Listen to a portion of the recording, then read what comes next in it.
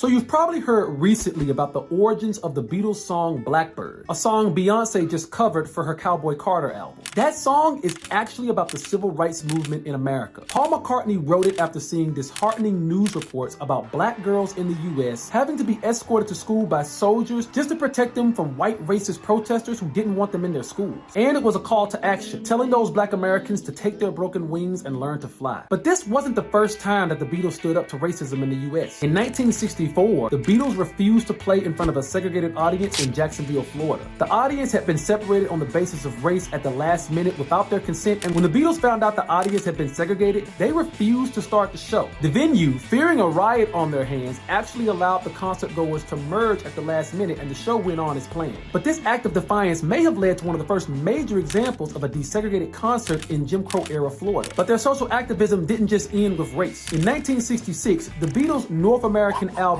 Yesterday and Today featured an album cover known as the Butcher cover. The Beatles insisted that the album cover was actually a statement on the Vietnam War. John Lennon once remarked that if the public could accept something as cruel as war, they could accept this album cover. The cover was so controversial, it was pulled and replaced at the last minute. The Beatles became even more overtly political in their later years with songs like Revolution and Come Together. But even from the very start of their careers, the Beatles used their popularity and influence to help push forward positive change in the world around them.